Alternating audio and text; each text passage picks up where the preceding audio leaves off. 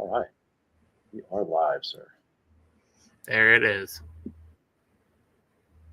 Welcome in, everyone. This is the MN Viking Zombie Movie Review channel, among other things. My name is Kyle Smith. I'm excited to be the guest host here. Today, we are going to review When Evil Lurks. And I was very surprised, Adam, when I looked to see that this came out last year. Somehow I missed that, but that's what it's telling me here on IMDb and when I was looking it up earlier. So Yeah, wasn't it released as part of like a film circuit thing in the Spanish language category in 22? it may have. I didn't hear about this, but um, I'm happy that it's something that isn't like brand new that a lot of people haven't gotten to. This one means that this has had some time to reach some eyeballs, so hopefully it'll get some traction. Yeah, I'm to excited to see talk like about it.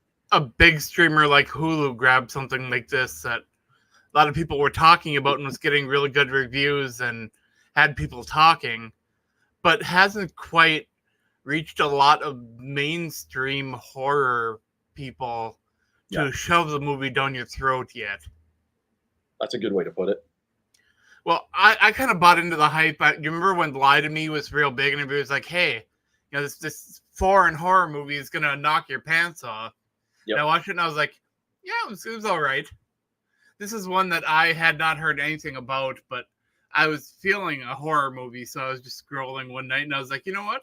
I'll take a chance on this. And I did. Let's dive into it, man. I'm interested to see where we go. For context for everyone, Adam and I will watch movies, review them together with um, no conversation about it before we do these reviews. And same here.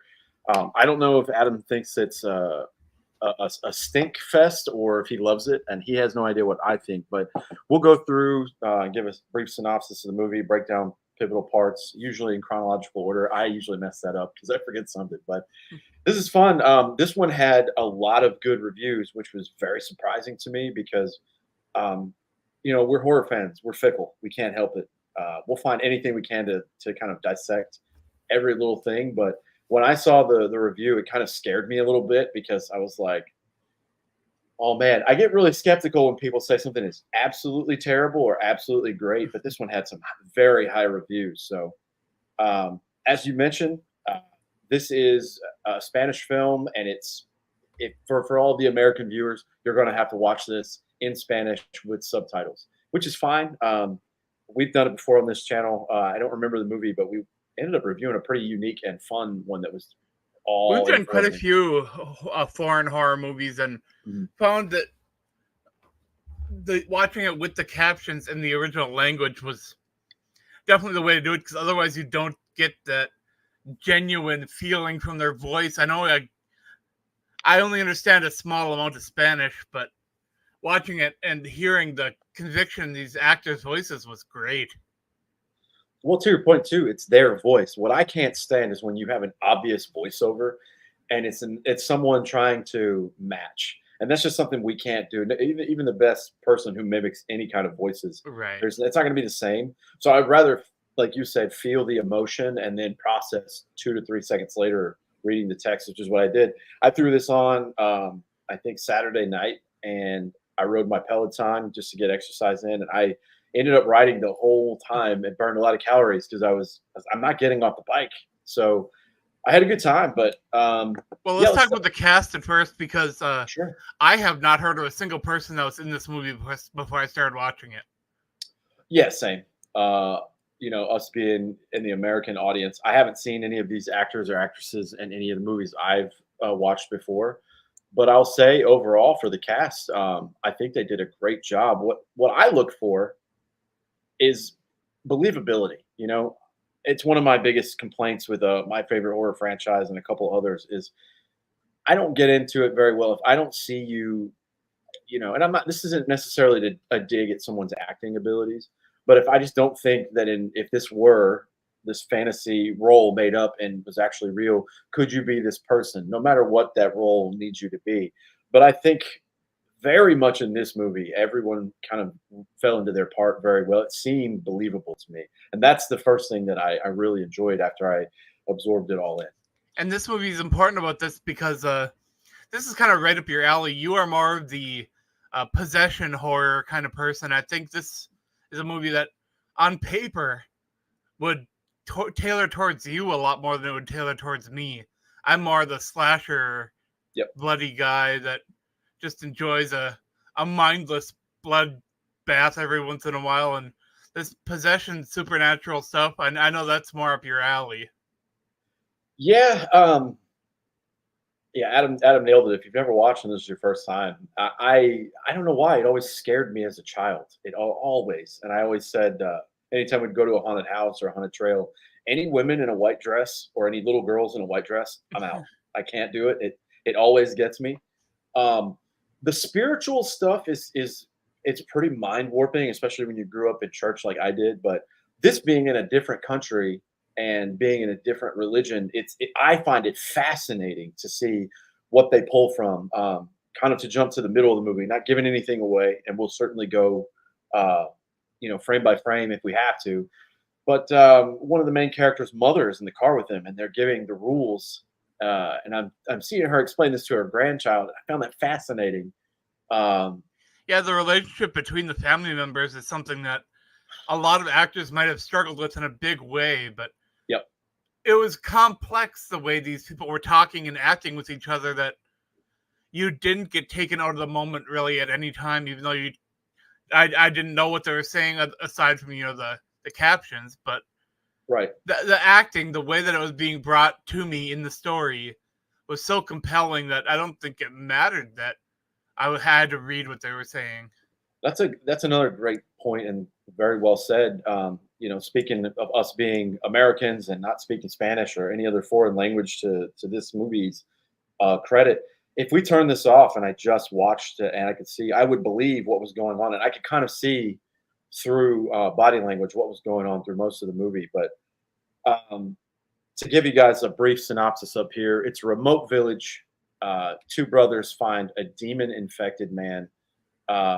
And it's possessed, as we said, and then they're trying to get rid of the body, but they unintentionally just cause mass mayhem. And there's a creepiness to this movie. Like I saw, and tell me if I'm wrong, just to pull some names for people that might be interested in this movie, but I saw a little bit of that mind warping, like bone chilling psychological stuff that you would see in like a Midsummer or Hereditary. I had a little sprinkle of that feeling in here. I got to throw out a little bit of admission. It's been maybe 2 weeks since I've seen this movie, so I'm coming in a little bit cold from it.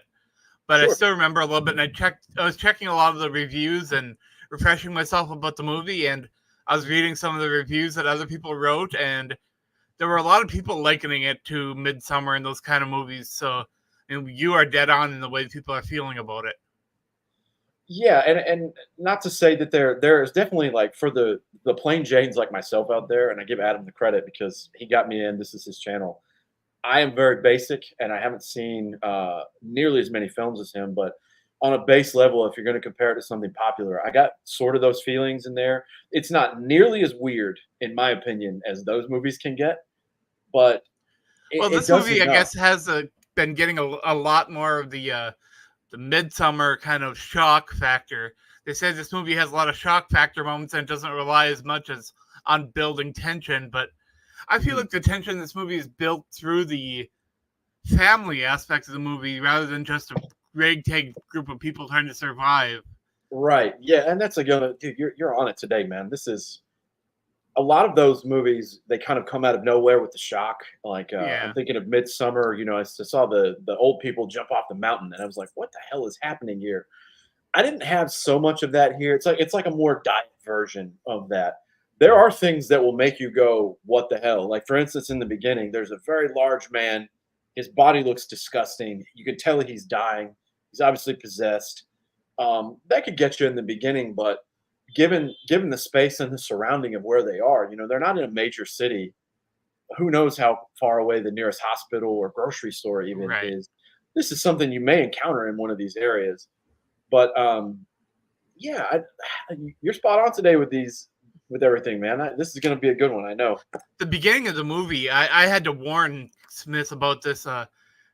When the two brothers start going off to go talk to their neighbor, you kind of draw weird conclusions in your head about what this movie's kind of gonna be, and the the path they go to get to the neighbor's house and what happens there.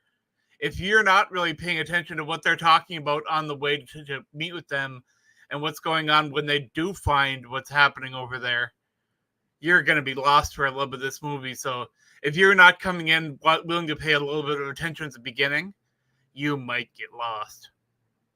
Yeah, and I'm glad you said that to me beforehand. Adam said, "Hey, you might drift off a little bit in the first 10 minutes. Don't."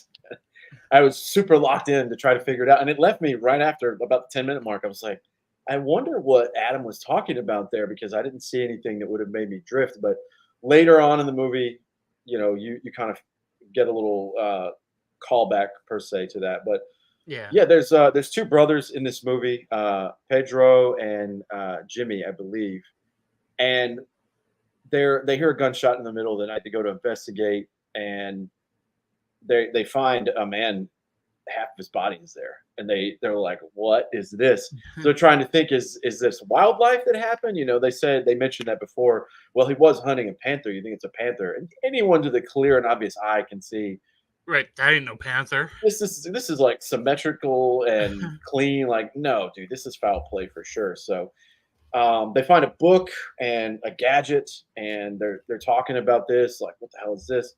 They're trying to figure this out. So naturally, what they do is they go to the man's house. I believe it's his house, and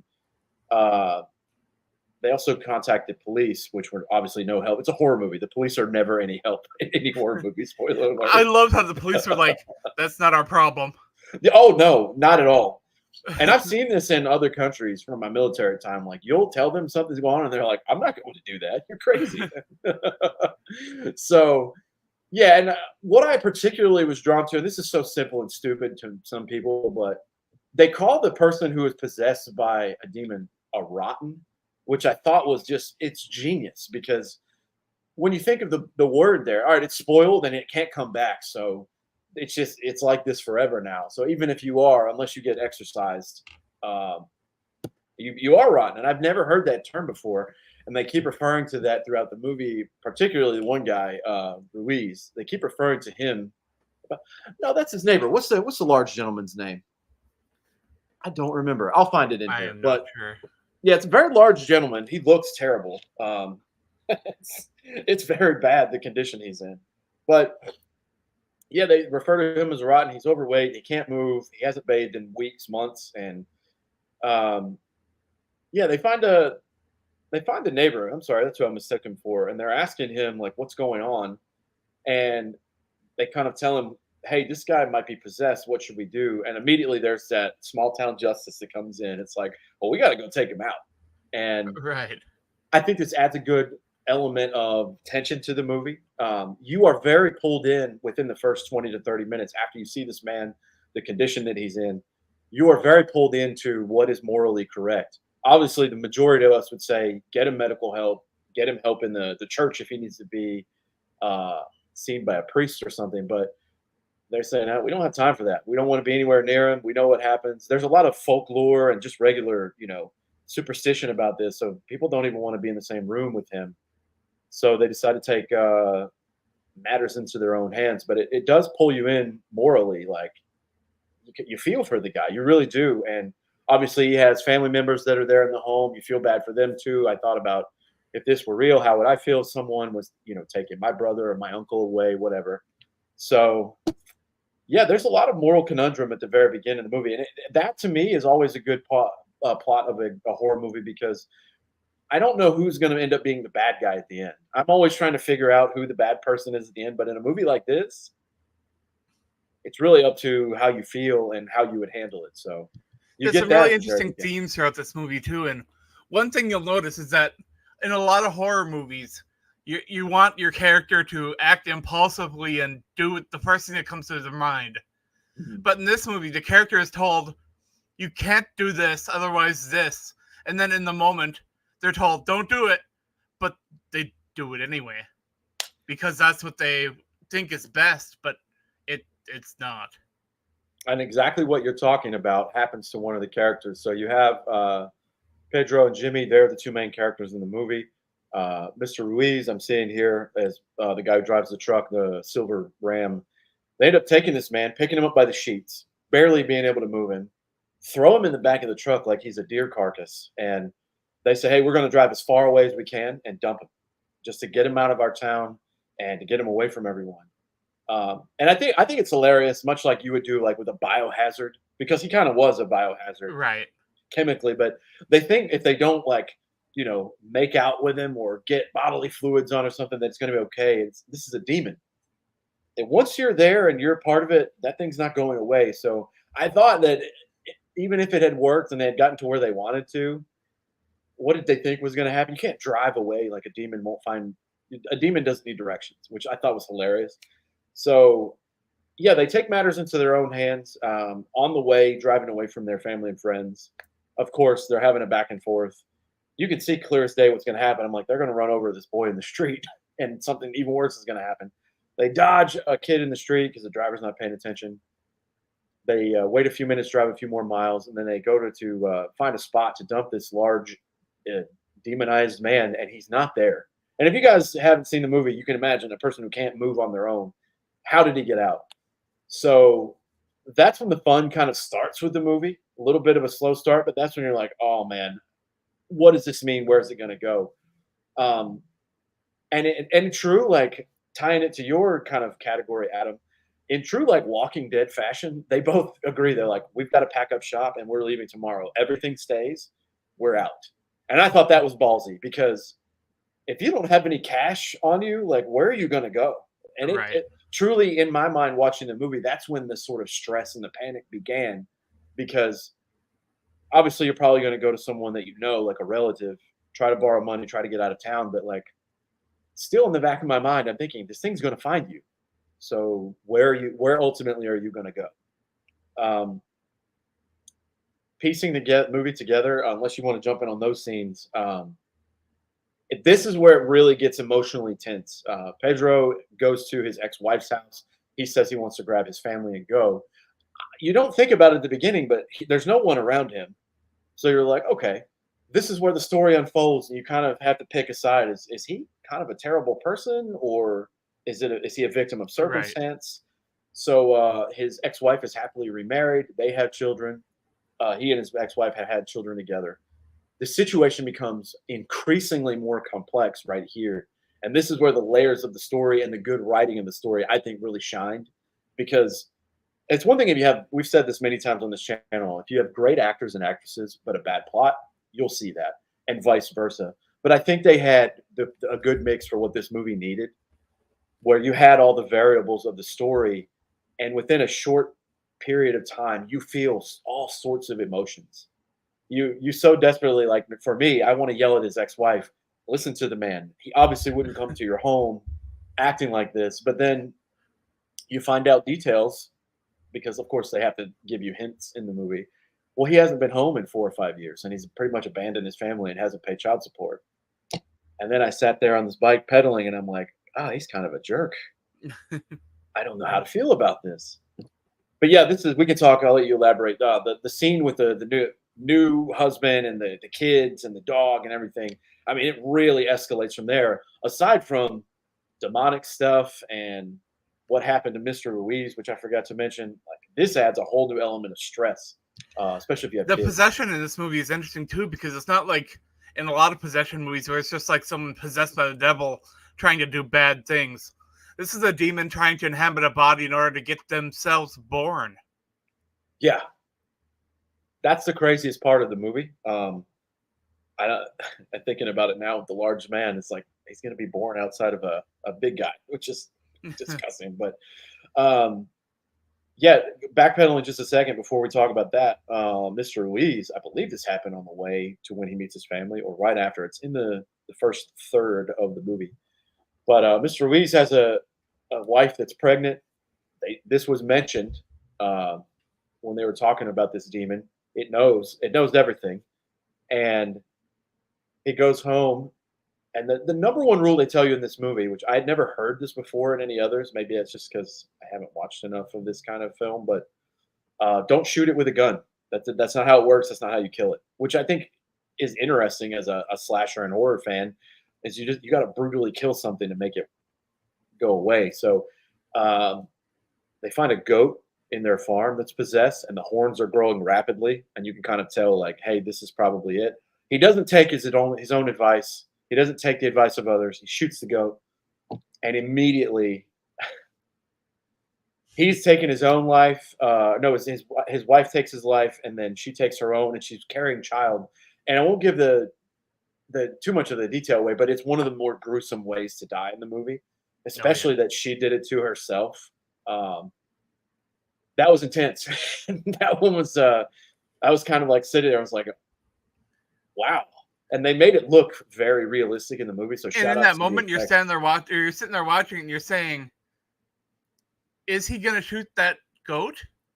And Yeah. I've never seen like a character try like pondering a decision so hard in that moment.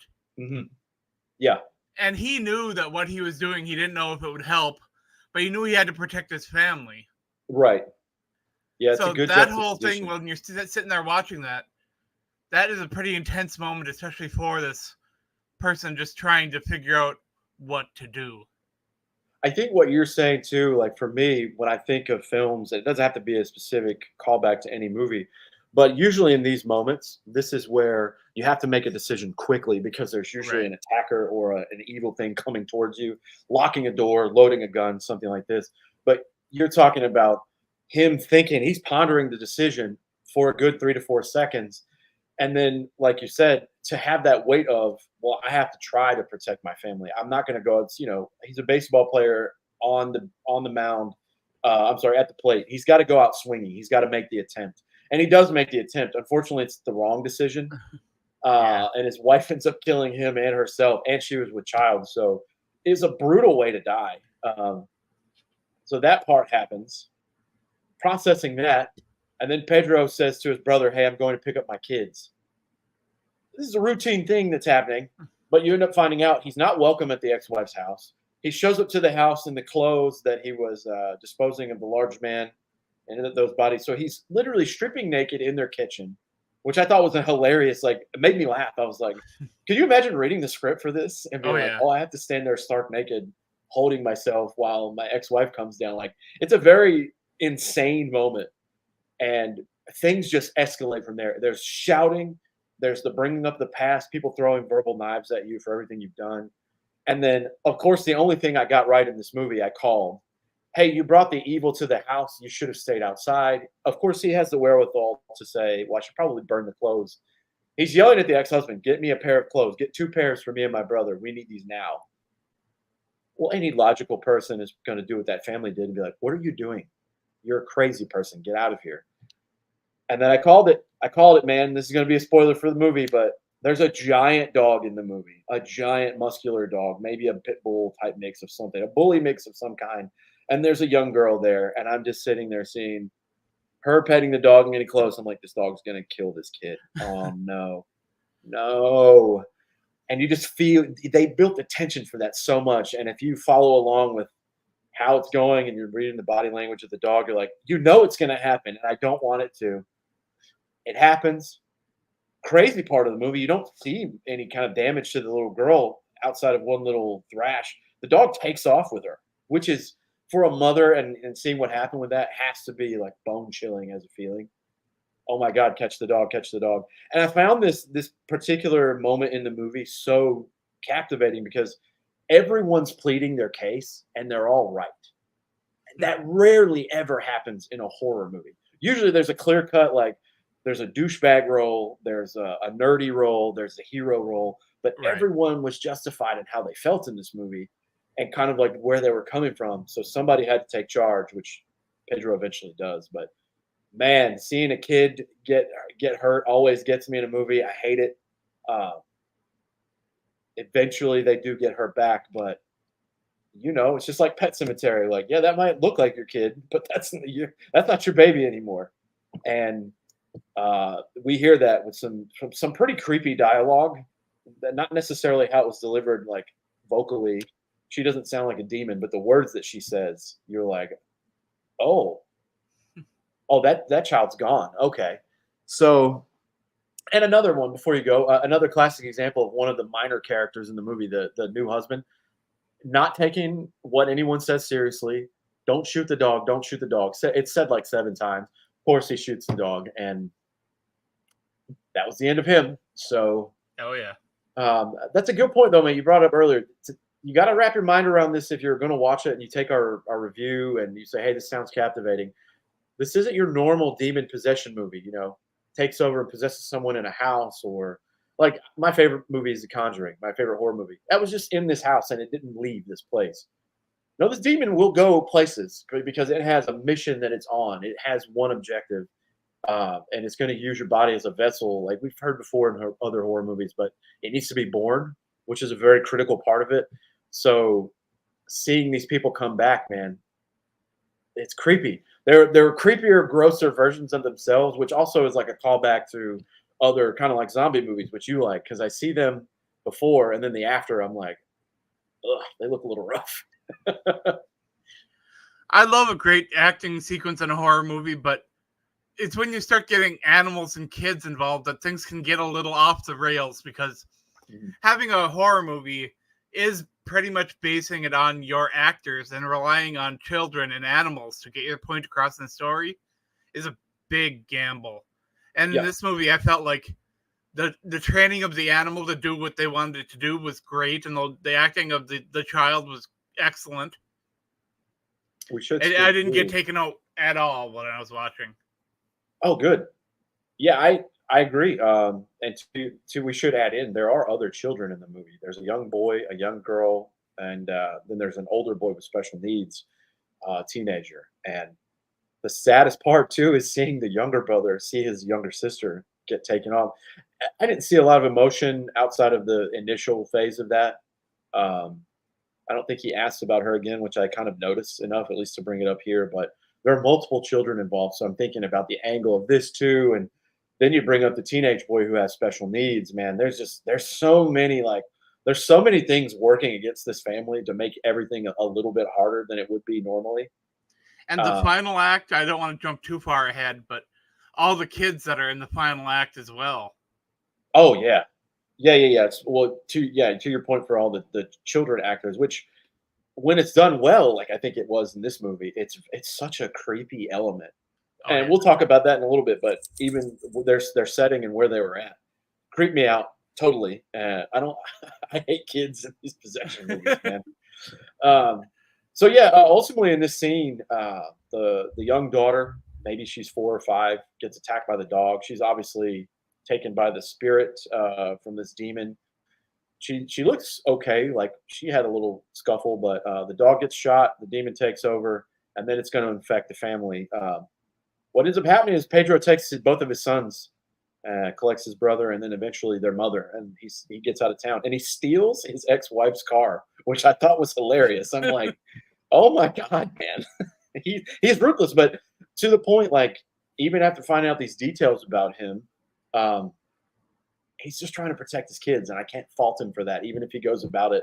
I love that what he's trying to do this whole movie is protect him and his family. Yeah. But what he's doing is he's getting all of them in danger by exposing them to this demon.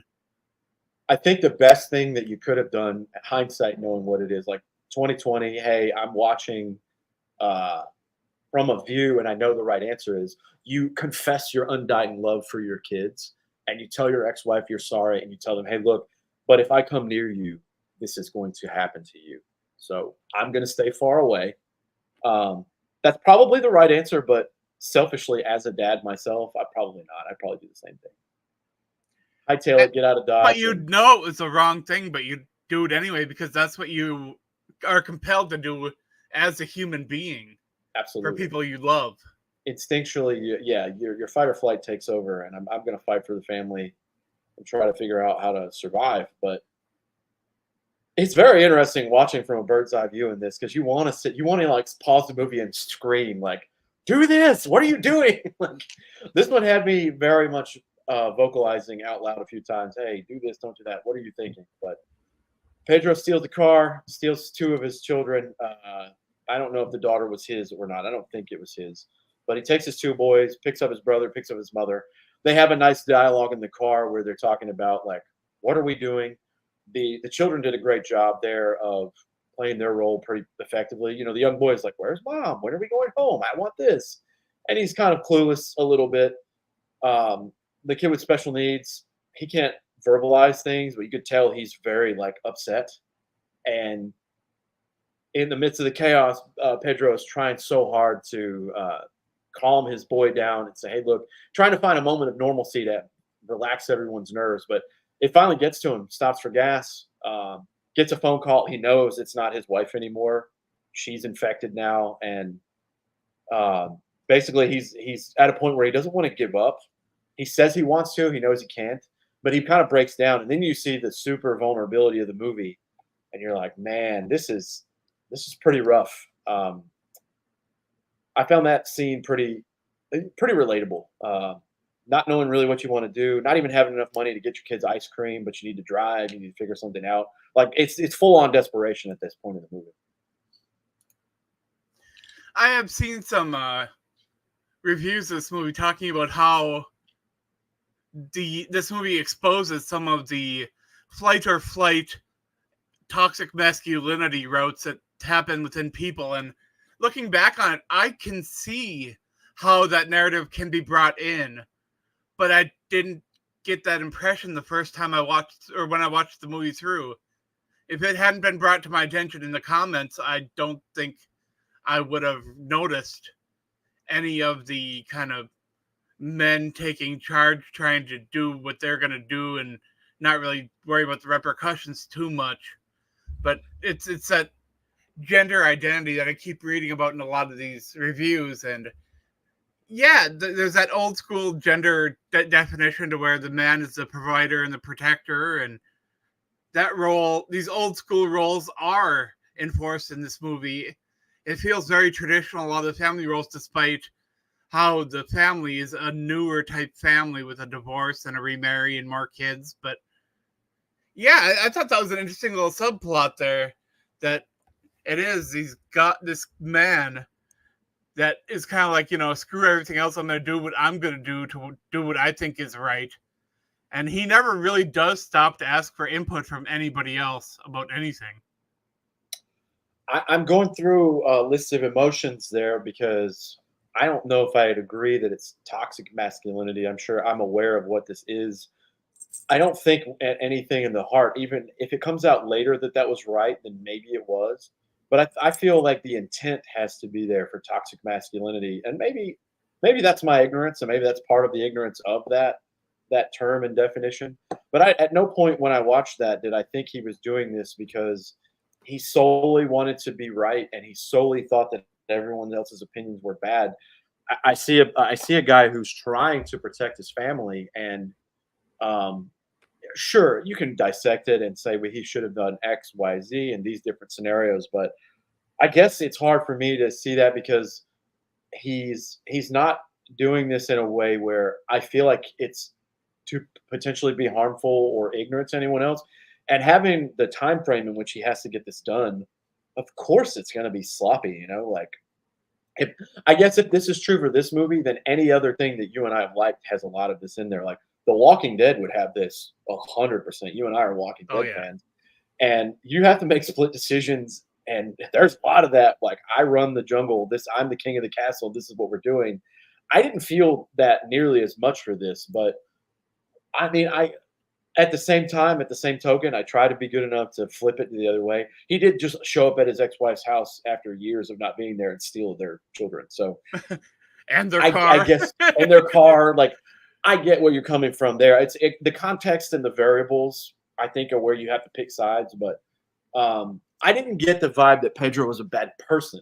I think he was just dealt a really terrible deck of cards in this movie. One thing you kind of have to remember when you watch complicated characters is that good people can do bad things and bad people can do good things. Oh, well, yeah, that's very well, man. You're on fire this episode. This is definitely one where this shines. I don't think that, like I said, I don't think he's a bad human being.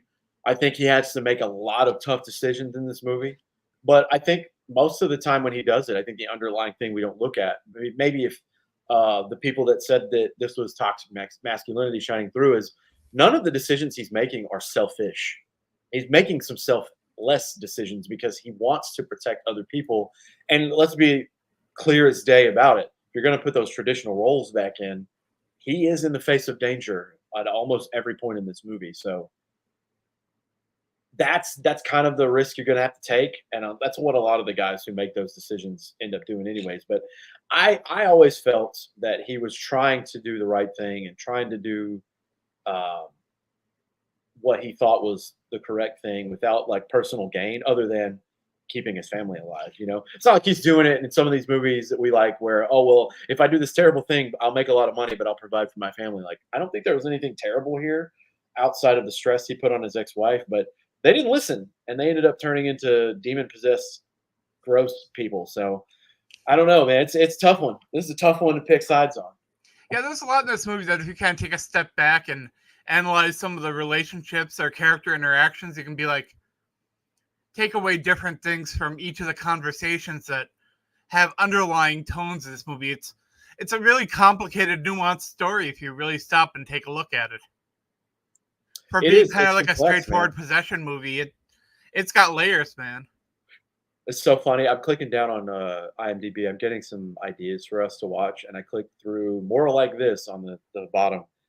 I clicked on 2 other movies that I think we could look at, and then Hereditary is down there for one of these, which is hilarious because we mentioned it earlier.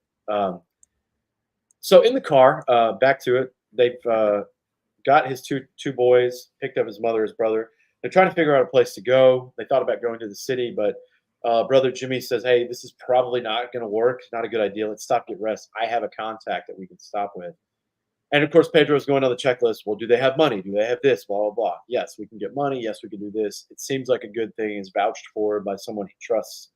Her name is Mirtha, and we find out later that they did have a history together, which I thought was scandalous and interesting. But she's probably my favorite character in this movie because she's just a no bullshit kind of character. Like, hey, you can't do this. You're not staying here. This is going here. I've dealt with this before. She's kind of the OG of follows the rules to stay alive.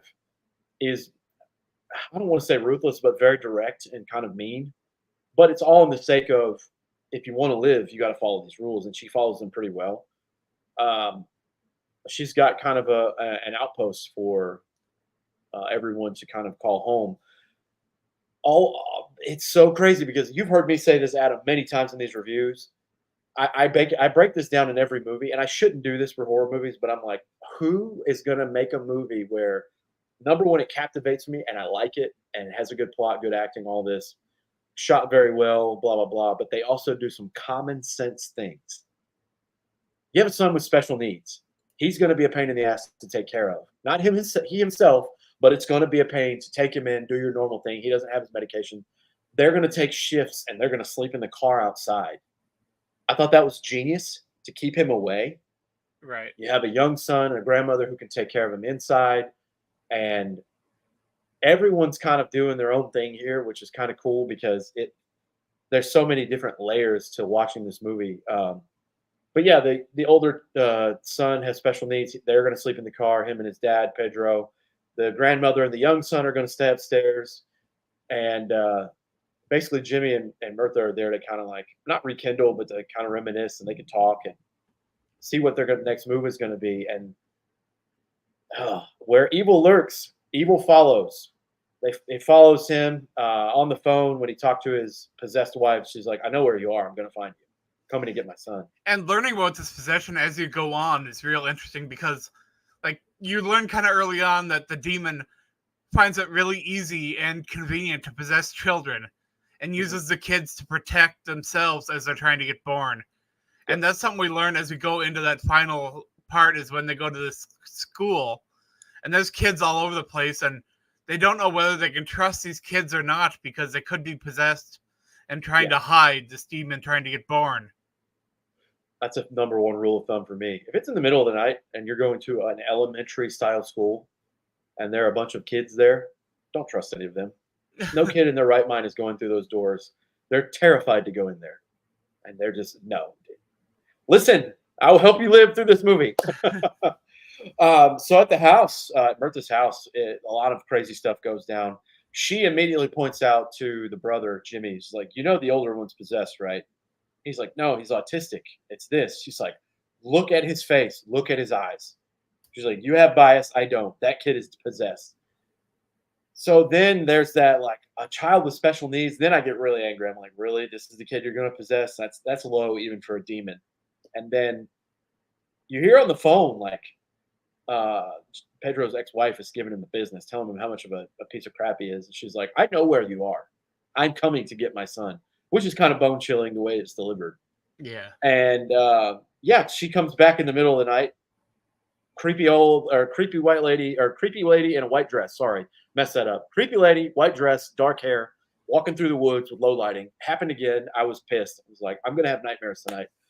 And she comes back to get her son.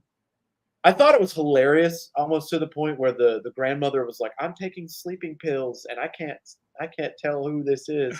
She says, "Oh, I'm so glad you're here," and you're like, "It's like 2 in the morning. What do you mean?"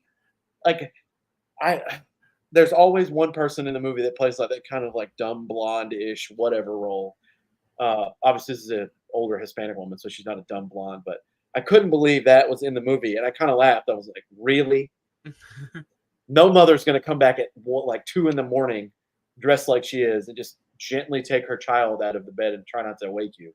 Uh, yeah, it was super creepy. Oh man. So my memory's a little spotty on what happened with the car. I know the car situation with the special needs child that was pretty bad.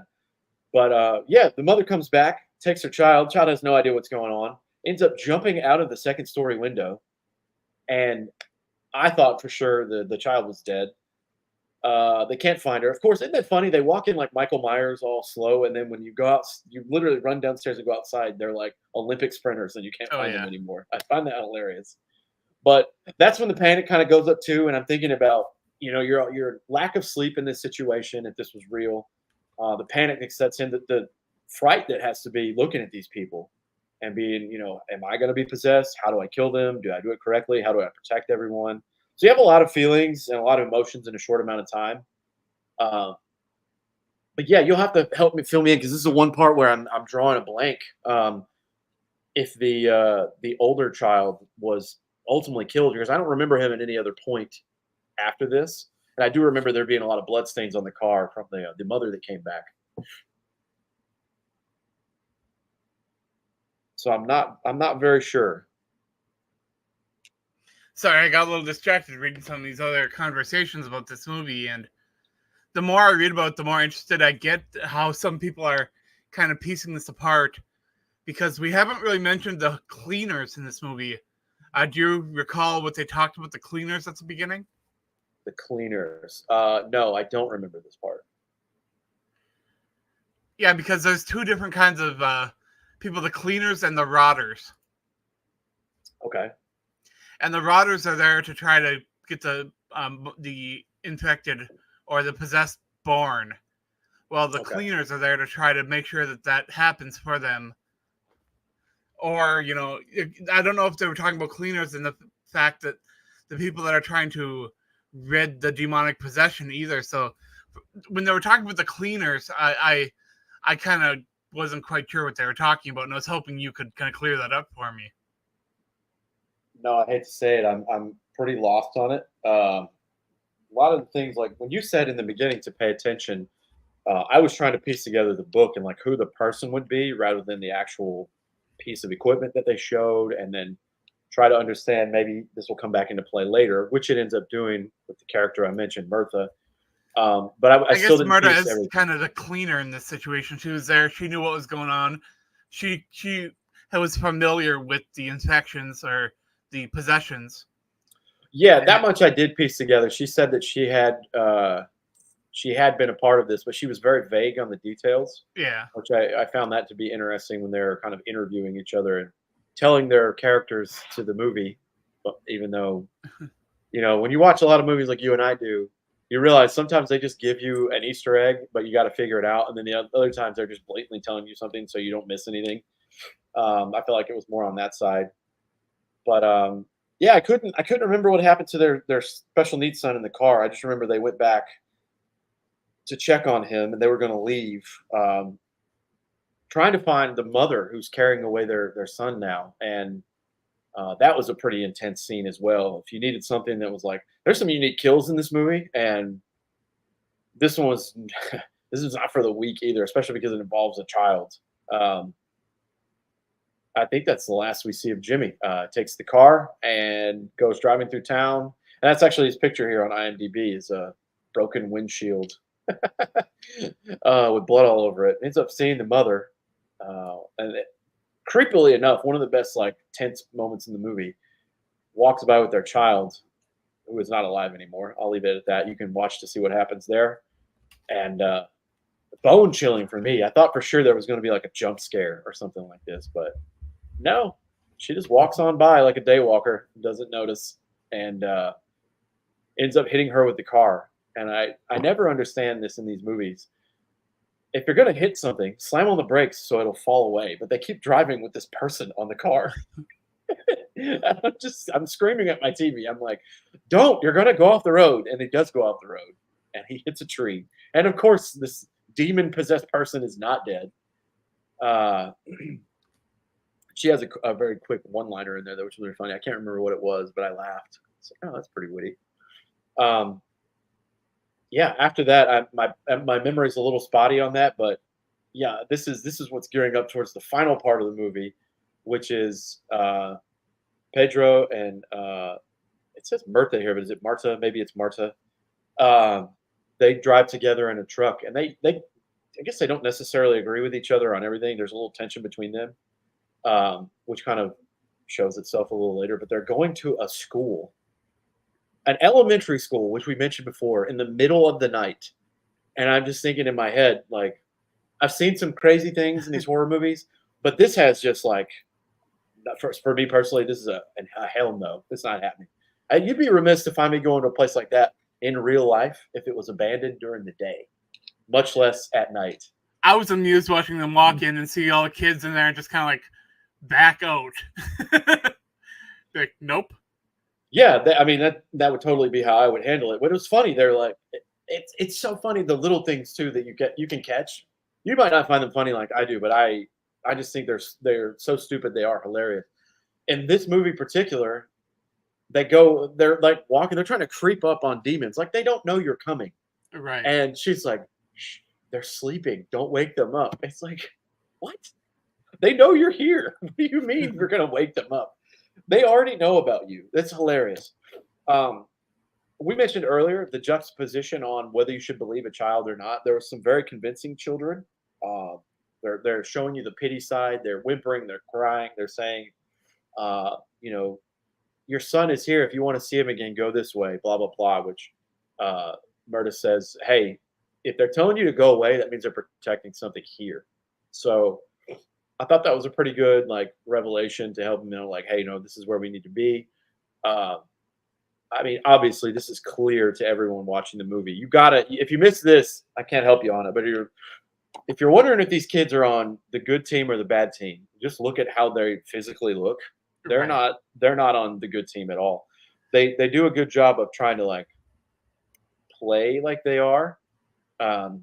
But what ends up happening is they trick adults, which they do their job, like you said, the rotters. They do the job, and they end up finding the big, gross, dead body we were talking about earlier, about to be dead body, from the man they moved earlier, buried. And I thought this could have been literally anywhere else. I'm not sure why it was there. But yeah, it's in an elementary school like theater. It's not very big, or like could be a cafeteria, but they put them under a stage, which I thought was interesting. I feel like you could have put that anywhere, and that's the one they decided on, which was kind of random to me.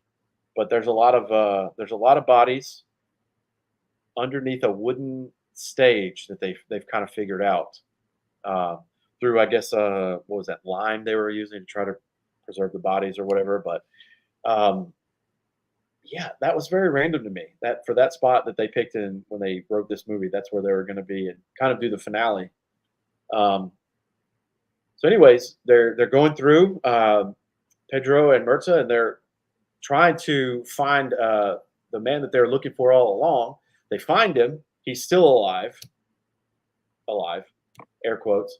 And this is when the kids come in. They're trying to influence and sway. Pedro is still very like, and I guess to his character's credit and what happens in the movie, he's still very distraught because he's lost his children now, and I'm sure that kind of strikes him in the heart to listen to kids because he misses his own children. So he ends up taking their advice, which is not like he knows he shouldn't have done that. You see the regret immediately, but he leaves Mirta alone with the children for just a few seconds while he goes in another room to look for an axe. As he's pulling up the boards on the stage and finding these bodies, they're trying to get rid of this demon. And of course, the kids kill this woman. Should have known that was coming. Poor Mirta. She was a kind of a gangster in this movie, but she did not make it. No. Kids are dragging her away. He ends up breaking back in, and what I thought was very interesting, that had to have been the demon because it was covered in blood, and I guess it was finally birthed. Comes over and leaves his mark on his forehead. So, not knowing at the end of this movie whether Pedro is now infected and he's going to rot as well and turn into a demon, or if he's just marked by the beast and now he's just cursed to live a miserable life forever, which is what it seemed like. That's the way I interpreted it. But you just see him going through the motions at the end of the movie after this demon child is birthed, after everyone is dead and all this chaos has happened. He's taking a shower, he's eating food, but you can kind of see that it doesn't have the same taste, and he's just kind of left in a world with nothing. And he breaks down and drops to his knees and just gives a good final scream as this movie ends. And man, what a miserable existence for a character. I can't think of too many others that I've seen in any kind of drama, comedy, whatever, that have had a worse deck of cards dealt to them than Pedro in this movie. But one thing you might actually miss in this movie if you aren't paying really close attention at the end is that the boy, he vomits, and in his vomit you can see his grandma's hair and her jewelry.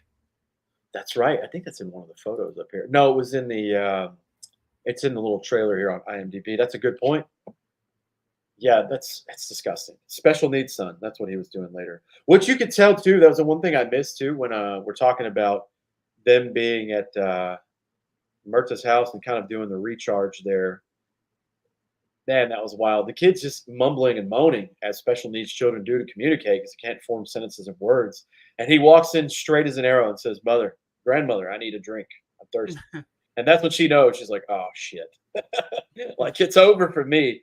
This kid's definitely possessed." So, reading the reviews, I'm seeing a lot of people saying that they felt the third act of this movie was the weakest when they got to the school with the kids. But I don't know if there was a different way they really could have tried to put an ending to this part of the story. I'm not sure how else they really would have done it. No, you're right. And to have it tie in with children and that particular setting they had to have had, I think they did fine. I do think the movie starts out strong and eventually it can't keep the sustainability of the pressure and the intensity and all that through the movie. It just can't sustain it for that long. It's not going to be that way. But I do think that out of all of the movies I've seen of possession, it has a good little meld of everything. It has one of my major disappointments with this movie is that it kind of felt rushed. I almost wish it was a little longer and they'd take a little bit more time to create more sense of dread during each of the three acts of this movie. That's a good point. And let these characters kind of like dwell in their own decisions for a little while instead of hastily moving on to the next one. The pacing of the movie is a little fast, but I think these days, if you try to slow things down too much, you really border on territory, maybe losing part of your audience. Yeah, you're right, Adam. This is an hour and 39 minutes long. If this was an even 2 hours, I think it would have been perfect. You could maybe see Pedro going, maybe he's dibbling in alcohol. Maybe he has a substance issue he's trying to battle because he's trying to process and deal with things that happen. maybe his brother Jimmy is XYZ and he does something to kind of fall off the rails for a little bit. A little more character, and I don't say development, but Because I'll be that honest, I kind. would like to know a little bit more about what happened with Pedro that caused him to be separated from his wife and his kids for that long, and how that Correct. relationship kind of deteriorated. I would have liked to have known that, and I felt like I could have added a little bit more to that second act to know that connection. That and you could see like maybe I know Jimmy and Bertha were a thing in the past. Dabble in that. There's definitely something to kind of dive deeper on with that. That would have been really cool. Like you said, you If this have ever does get remade into an English version, I wonder if they're going to try to keep it as faithful as they can, or if they're going to try to make adjustments like that for the American audience. yeah, this is going to be tough. This is one of the ones that I would say like you can't like you've got to keep this as is because I think it'll get butchered, man. I really don't think you can take something like this and make it better. And I'm not saying that I like was in love with this movie by any means, and we'll do our ratings and stuff shortly. But man, I came into this not knowing what to expect, and what I love the most about this movie is this kind of stands separately on its own. There are some movies where I could be like, I just watch, and I told you I have no intent to, unless you absolutely want to talk about in a violent nature. That is such Right. a blatant Friday the 13th ripoff. It pissed me off, and the reviews will show you like people are not happy with that movie, especially with the buildup. The gore in that movie is fantastic. The kills are great, but I could say put this under the slasher category. I've seen this before. Maybe I didn't see it from the killer's perspective, but I've seen this before. This particular movie I haven't seen because although we are talking about possession and demons and stuff, there is a zombie quality to this movie um, that I love. And molding those two together is really cool because you don't really think about that afterwards. Yeah, you'll see dead bodies, decomposition, possession, blah blah blah. But this one has a little bit of that to it. It's got that little sprinkle of that. I want to throw them in there so much, but it's got that A24 vibe to it, just a little bit, where it's like, okay, this is a little weird. This definitely makes your mind bend a little bit and think. Um, but yeah, you're right. Three acts in this movie. The first act really does set the tone. It's a little bit slower. Um, Definitely kind of sets you up. A lot of the stuff starts to hit the ground running a little too fast, like you said. Act two gets pretty juicy there. Act three, like I said, I don't know what they could have done with the children and the setting and all of that, but I think they did the best they could with what they had. I feel like this movie would have been. I would have regretted maybe watching this movie if they would have done the Hollywood ending where he figures out a way to eliminate, the possessions and Yeah, saves his family and that I don't know if I would have been like as into this movie as I was if they would have tried to clean it up the way that Hollywood might like. yeah. Just to give you guys the biggest thriller relationship to this movie, comparison, analogy, whatever. This does not have a happy ending, like Adam said. This is very much a 7 ending where it's like, oh no, she's dead. That's what's in the box. Oh shit. I love that part for the movie because I mean, let's be real. That's usually how life ends for all of us. Every one of us is going to pass away. There's a lot of trial and tribulation, and just to leave on that note, that'll leave you kind of captivated at the end. But I to really clarify, I do not want a sequel to this movie. I I don't don't think either. I don't think it needs one. I don't think the story needs to be told anymore. I am very happy with the conclusion. Yeah, I'm happy with the conclusion. I agree with you as well. Like I said, this is 1 hour and 39 minutes long. If this was an even 2 hours, they could have had a little more time to elaborate in between the acts, just a little bit. Yeah. Like you said, I think you did. I don't think you've done a better review on this channel ever. You've just been on it today. It's the first part is so slow compared to the last two parts, and there's just so much chaos going on that it would have been nice to kind of balance that out. Like I said, you can't sustain the suspense the whole movie that entire time, like you did in one of the acts versus the other. But all in all, man, I enjoyed this movie. Initially, when I got done watching it, I was kind of underwhelmed. But as we've talked about it, and now that I'm reprocessing and learning a few things from here and there, I think this is just one of those standalone movies where you're not trying to reinvent the wheel. You told it in a very cool way. I think there were so many. The best part about this movie is the emotions that it will draw out of you because of each character's specific situation and complexity. Um, it'll get you thinking a little bit if you don't have your brain turned on. It's like you have to go in ready to go. One Um, thing about today's horror that I kind of like have fallen out of love with is when a movie will start out and they'll try to like top shock factor over and over and over again throughout the movie. It's like, yeah, okay, it's starting out and here's some pretty surprising things.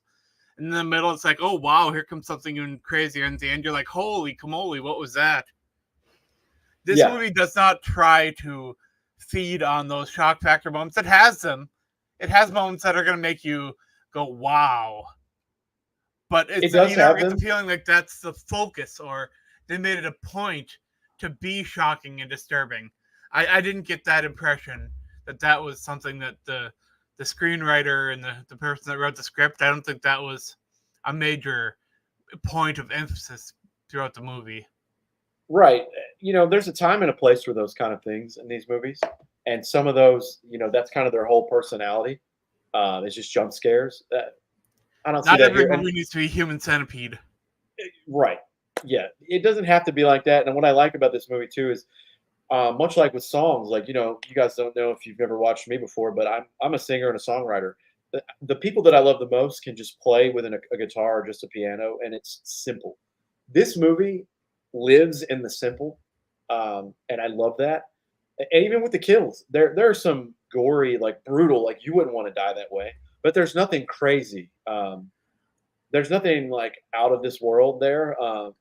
And I like the fact that they didn't go for that angle and they just kept it kind of like down to earth and home because it seems more believable, at least for me as a viewer. And that for me, that makes me more in tune to like believe the story for that moment. So If you wanted to watch this movie casually and not try to dive anything too far into it, I think you could still enjoy it. But if you watch this movie and you try to like pick apart the relationships and the schemes and some of the themes of the movie that are going on, you could pick this apart for hours. we could. I didn't know anything about it, and I went into it blind. And I would tell everyone, do the same. Just give it your undivided attention and see how it makes you Well, feel. we're gonna do a full disclosure here. Mr. Smith asked me for a list of movies that we could watch, and I pieced together a list of maybe 20 movies or so. Mhm. And this movie was on the list, and at the end of the list, I wrote, even if we don't talk about When Evil Lurks, I think you should watch it. Yeah, that was a selling point immediately for me. Then, selfishly, like I said, you shouldn't base everything you do as a yes or no based on reviews like that. But when it has such a high rating and review, yeah, I'm going to watch that. I know that it's going to make me feel good, even for a portion. If I don't like the movie overall, at least I'll say this part was good, this part was good. But overall, man, I enjoyed this movie. I totally agree with you, though. I don't think they need to do anything else. I think this can stand by itself. Yeah. Um, I think it was fine how it is, and you don't have to mess with it. Not everything has to be a franchise, and we have to. I need to scream that at Hollywood in general, but the horror movie and the action movie genres, you don't have to franchise everything. It's okay. Like this is a good standalone movie. Now, I So am not a possession guy, as I said before, but this movie took possession and it made it like almost a family movie to me. And, yeah, and I thought that was a really fun and, well, I guess as fun as you can be in a gory, bloody movie. But yeah, like possession can be so hit or miss for me because a lot of those movies are so generic. yeah, But the way this one was approached made it feel fresh, and I appreciate that. yeah. I think that's the best way to describe it. It's refreshing. If you've seen a bunch, you've seen quadruple the amount of movies I have. Man, and to Adam's point, like you said, this isn't even the specific style of horror that he prefers.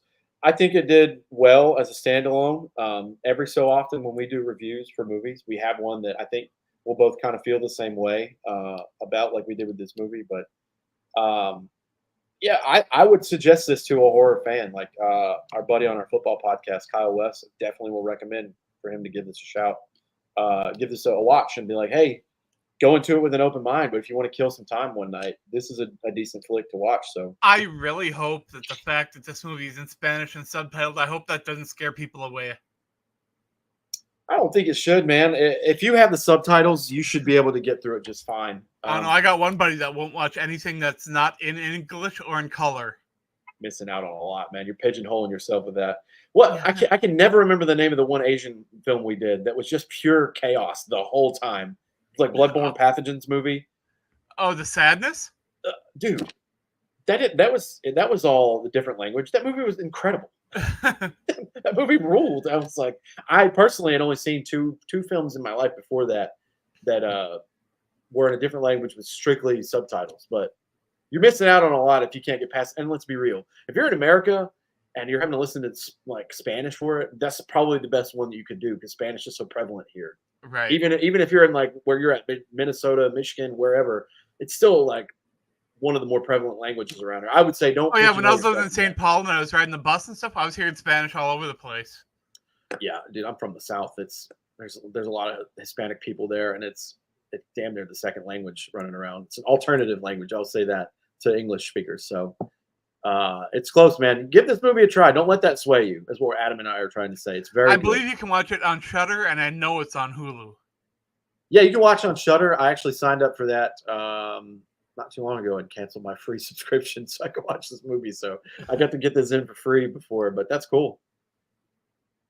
All right, let's do a number rating and get out of here. This is fun. I can't believe on IMDb, 37,000 people have rated this, and it's at an even 7.0 out of 10. It's pretty good, man. For a foreign film, that's impressive. It's impressive, and just the genre. I mean, the fact that 37,000 people took time out to rate this at all, much less that they saw it. And on Rotten Tomatoes, it's what, a 97 or something? Oh, like that? It's super big on there. Yeah, for sure.